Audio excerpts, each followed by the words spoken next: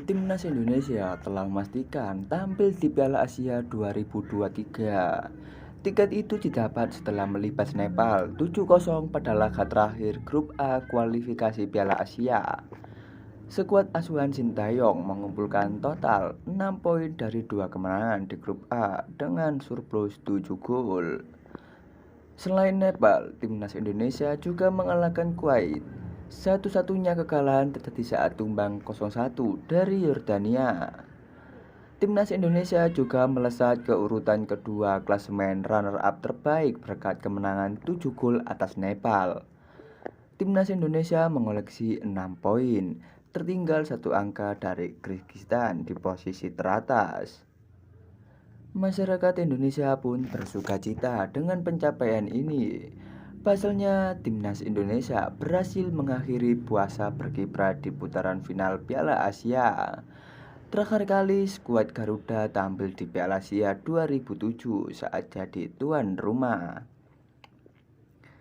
Tantangan tidak mudah di Piala Asia. Timnas Indonesia menjadi satu dari 5 wakil AFF yang akan berlaga di putaran final Piala Asia 2023. 4 tim lainnya adalah Vietnam, Thailand, Australia, dan Malaysia.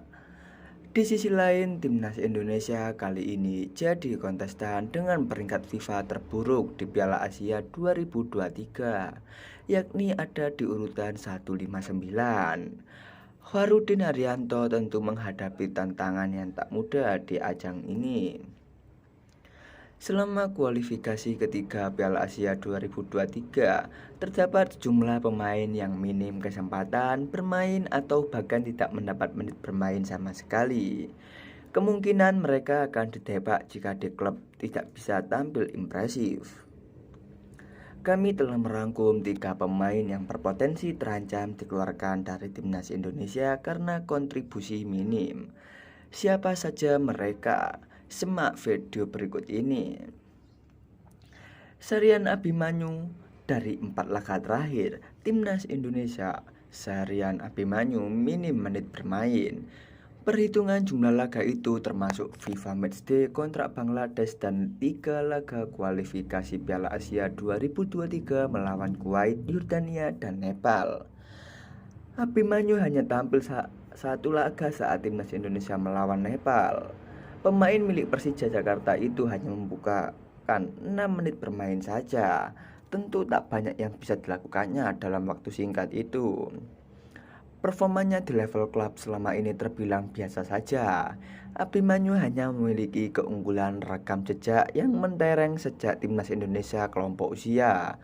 Sisanya dia butuh kerja keras lagi untuk kembali mendapat caps di level internasional.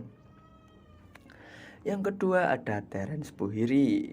Nasib winger milik Borneo FC ini malah lebih buruk. Terence Buhiri hanya jadi penonton dalam 4 laga terakhir timnas Indonesia. Tidak ada satupun kesempatan yang didapatkannya dari pelatih Sintayong. Pemain kelahiran Jayapura itu sebenarnya baru debut pada 2022 ini berkat penampilan apik di Borneo FC. Dia mampu membukukan 1 gol dalam 2 penampilan.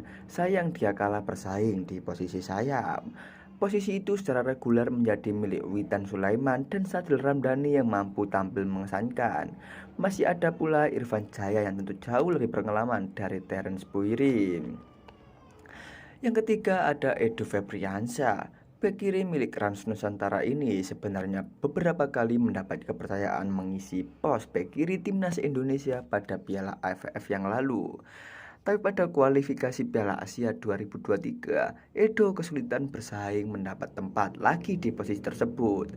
Dia harus rela hanya menjadi pelapis Pratama Arhan yang lebih muda. Apalagi Arhan terbukti mampu menjadi bek kiri yang handal.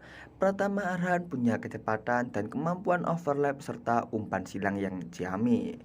Lemparan ke dalam yang jauh juga dari andalannya.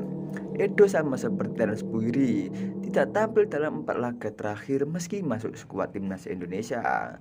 Dia tentu harus kembali menunjukkan performa apik di level klub. Kali ini bersama Rans Nusantara demi mendapatkan tempat lagi di skuad Garuda.